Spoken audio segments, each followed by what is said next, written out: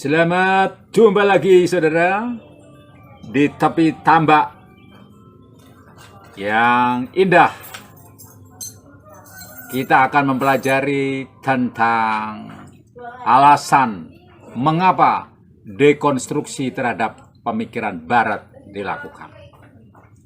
Dalam konten sebelumnya kita sudah membahas bahwa pemikiran barat yang asasnya adalah logika identitas.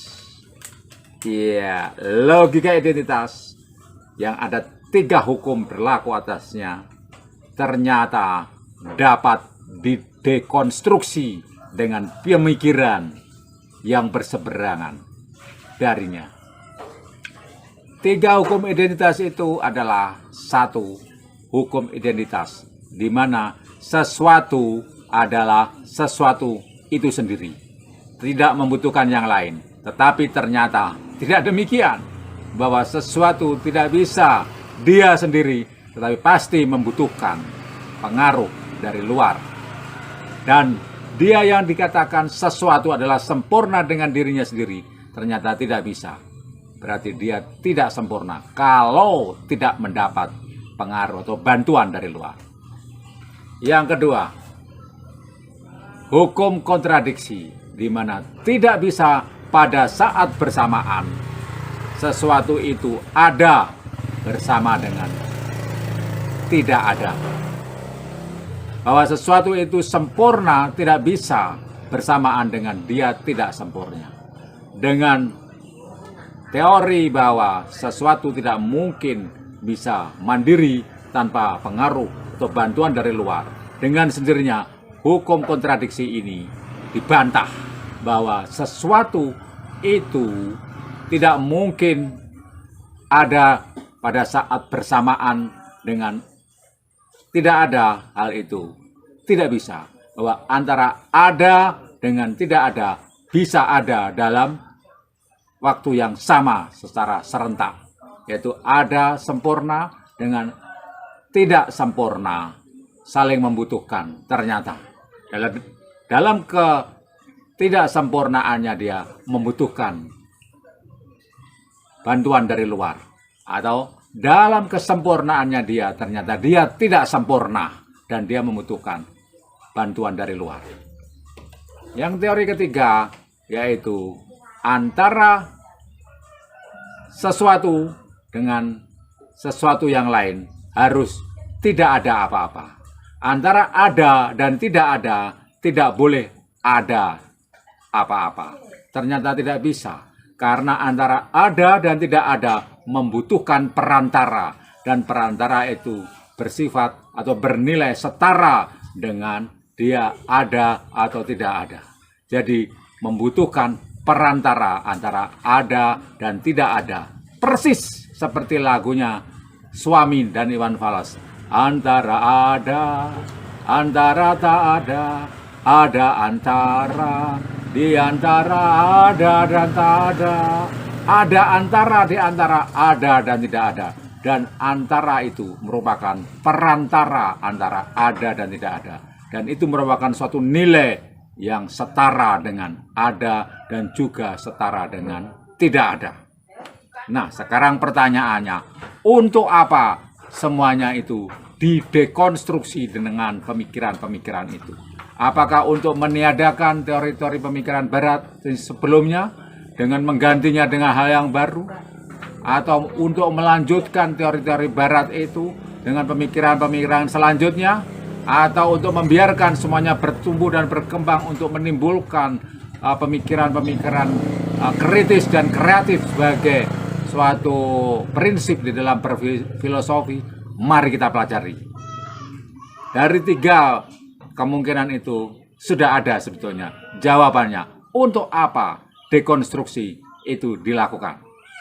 Di sini dikatakan proses dekonstruksi yang meninjau dasar-dasar pemikiran barat modern tidak dilakukan dengan harapan agar paradoks itu semuanya benar tetapi saling berlawanan, atau kontradiksi itu 2 hal yang berbeda atau berlawanan, bisa dihilangkan. Jadi bukannya untuk menghilangkan paradoks dan kontradiksi.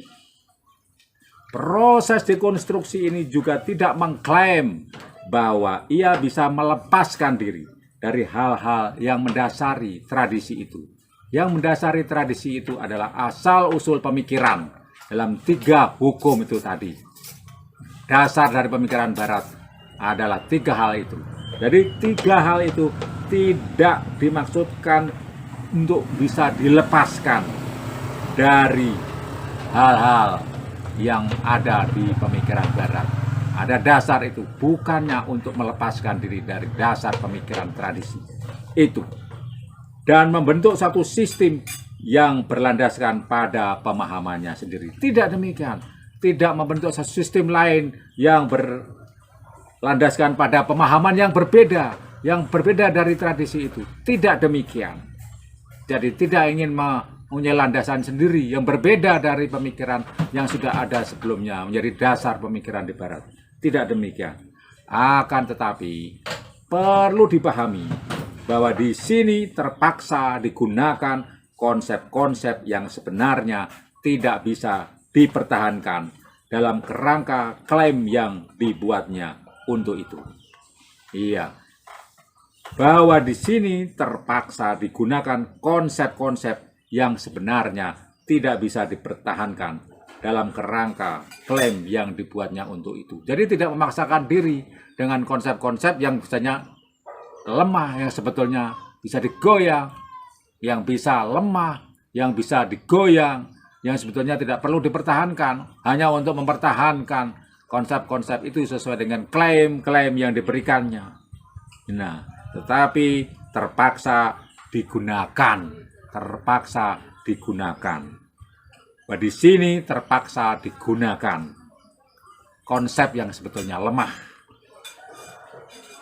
dalam kerangka klaim yang dibuat untuk itu. Singkatnya, ia juga paling tidak untuk sementara harus mendukung klaim-klaim itu. Sebetulnya semuanya itu memang ada dan kenyataannya begitu. Walaupun lemah tetap digunakan. Dan artinya apa? Itu sudah suatu realitas yang kita mau tidak mau menghadapi kenyataan itu.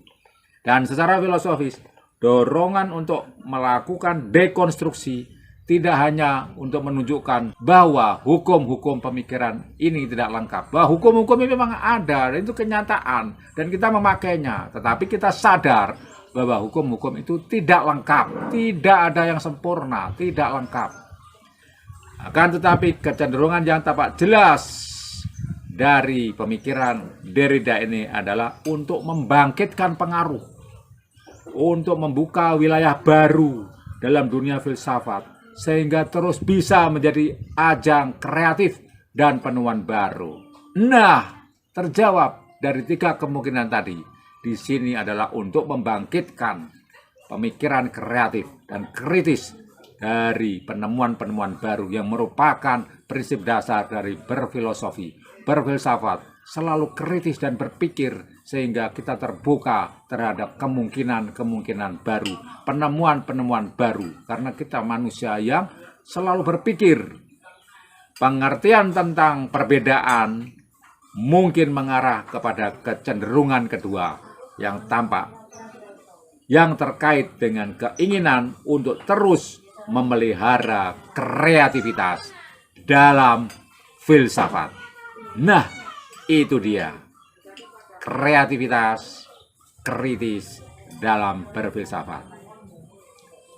Untuk itulah konten ini hadir dan terutama channel ini hadir.